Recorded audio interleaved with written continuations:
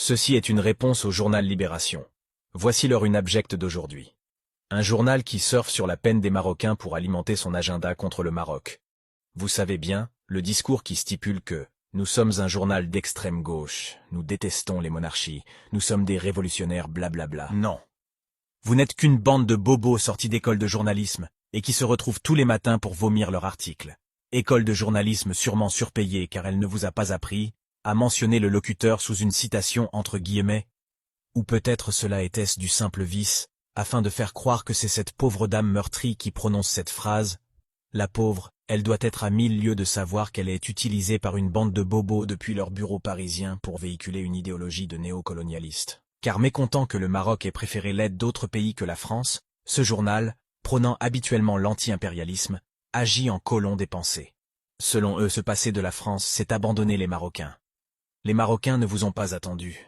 Ce pays bien plus grand que la France s'est mobilisé du nord au sud pour porter main forte aux secouristes, dans des chaînes de montagnes très difficiles d'accès. Votre syndrome du colon et votre complexe de supériorité vous poussent à mettre dans votre une « Aidez-nous », comme si vous étiez le nombril du monde.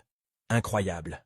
Ensuite, vous parlez de silence, comme dirait Madame Samira Sitaï. Le roi du Maroc, dont d'ailleurs vous parlez de silence. Chacun s'exprime de la manière dont il veut. Il y a ceux qui gèrent leur pays à travers Twitter. Ah oui. Il y a ceux qui le gèrent de manière différente. Donc ce que vous nous dites, voilà. Samira Sitaïl, c'est qu'en fait on voit tout ça avec nos lunettes de pays occidentaux, alors qu'en réalité c'est pas la même façon de communiquer. Non, ça serait trop caricatural de le résumer de cette manière. Caricatural. Voici la caricature de Libération par la dessinatrice de Charlie Hebdo. Votre idéologie politique est d'être du côté du peuple. Mais vous n'êtes pas sans savoir que l'écrasante majorité des Marocains sont derrière leur roi. Alors si vous n'êtes pas du côté du peuple marocain, dans quel camp êtes-vous? Sans aucun doute dans celui de l'indécence. Oui, la monarchie marocaine et le peuple ne font qu'un au Maroc. C'est la clé de la stabilité du royaume. Et c'est également une réussite politique. On ne peut pas en dire autant pour tous les pays. Emmanuel Macron va donc maintenant prendre la parole. Peut-être parce que nous sommes endoctrinés.